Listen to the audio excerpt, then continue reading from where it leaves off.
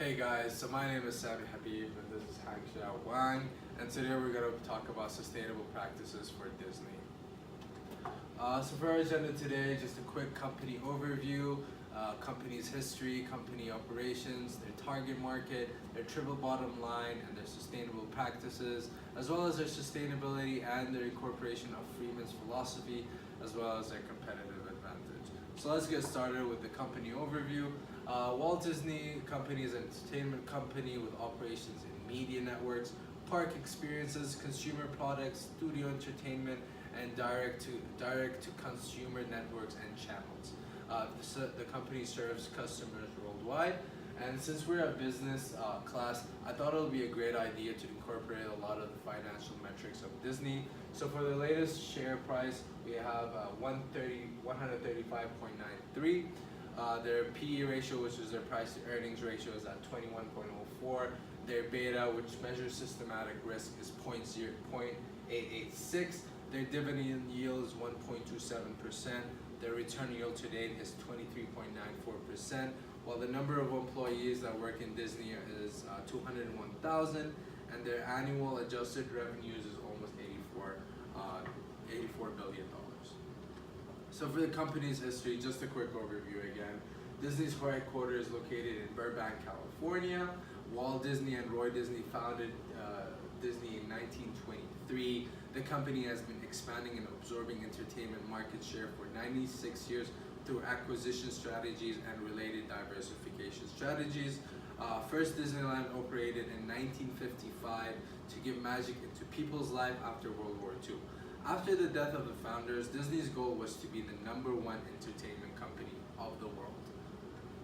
So just a quick description of the company operation. 41% of their revenues come from media networks such as ABC, ESPN, and some Fox channels after their recent acquisition of Fox. 34% comes from parks and resorts such as the theme parks, Disney World, and their cruise resorts.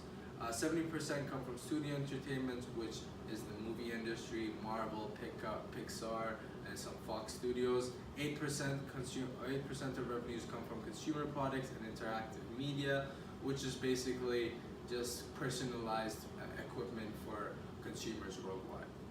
Now I'll pass it off to Hang Xiao to talk about the target market. Thank you. So I'm going to talk about the target market. So Disney's target market is to everyone.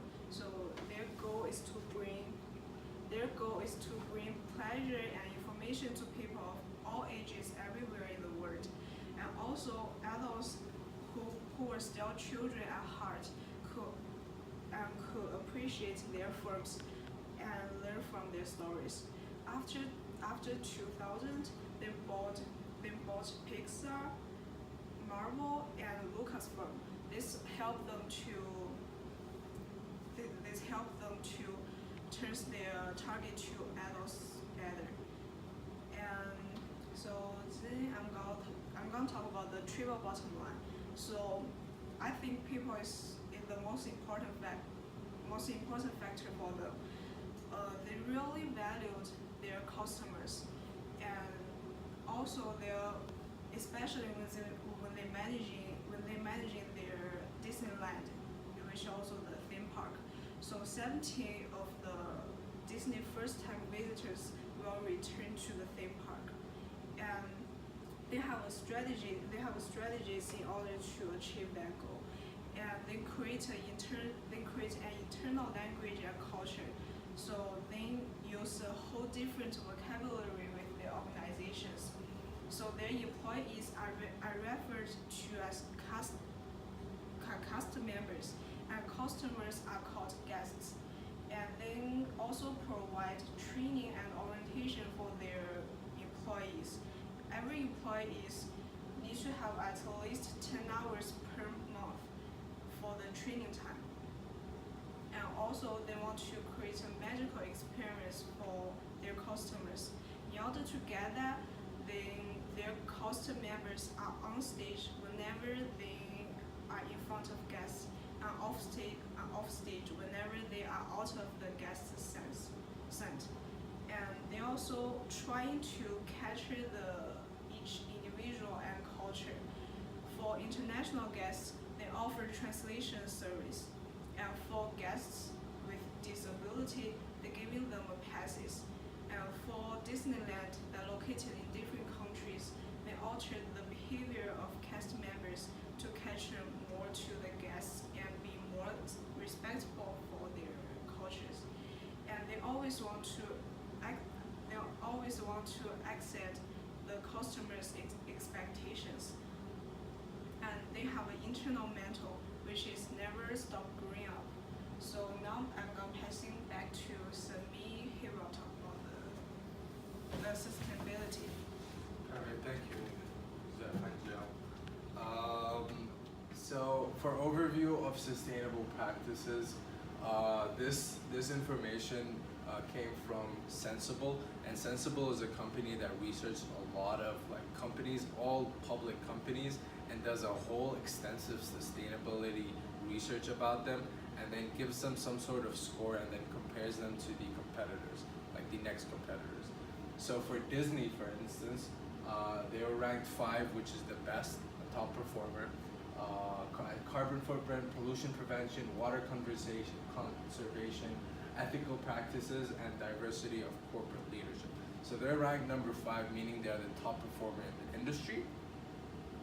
But now let's really talk about the number 1s, which are usually the bad.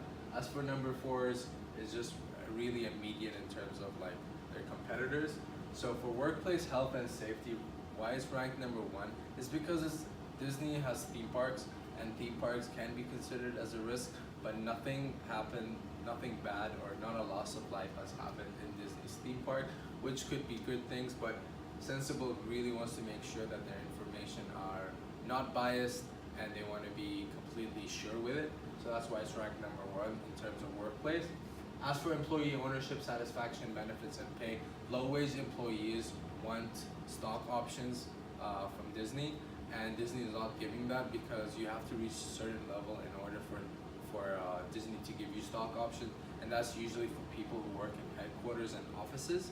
So now you can see a friction between the low-wage employees and high-wage employees. So that's the reason why it's given as 1. So let's go more in depth about sustainability and incorporate that into Friedman's philosophy. So Disney's goal, main goal and long-term goal, is zero state of net greenhouse gas emissions and waste. They also have reduced emissions by 44% in 2019 in comparison to 2018.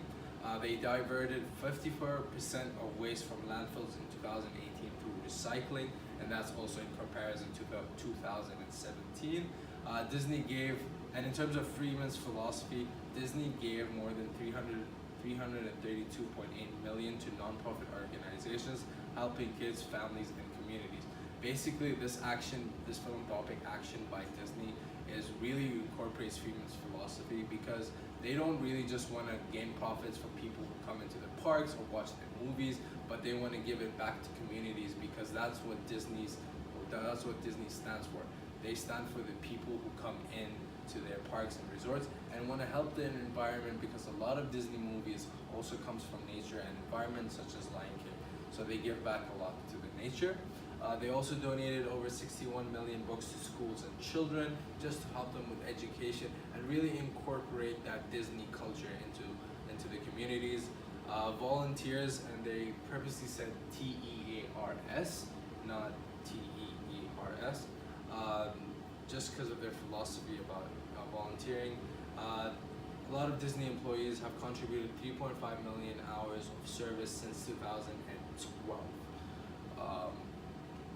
And all of this philanthropic, sustainable advantages that Disney does really can be incorporated into their competitive advantage. Now let's talk about their brand name, Disney. Everybody in this world, when they say Disney or think about Disney, we think about the movies, we think about the theme parks, and we just really going deep, we think about happiness and fun. And that's really what Disney wants to stand for. They have great reputation in terms of their movies, great quality, great theme parks, great resorts, and great customer services. They're also very family orientated. They want the adults to feel like children, so obviously it's going to be family related.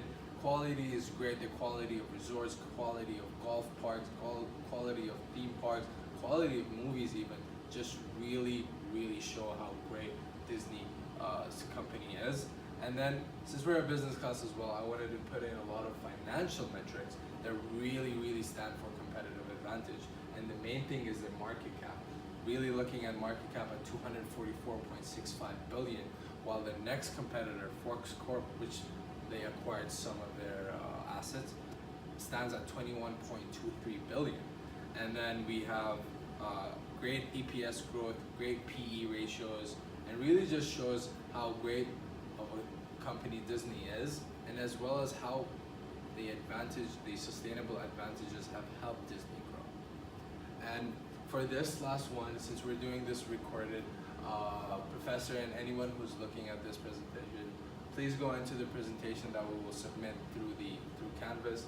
Look at this Disney Conservation Fund, which just really shows how Disney is putting back into the community, and it talks about a lot about the nature and how they're building trees through volunteering and all of that. So these are the references incorporated. Any questions, please ask them through the discussion post in Canvas, and thank you so much for watching.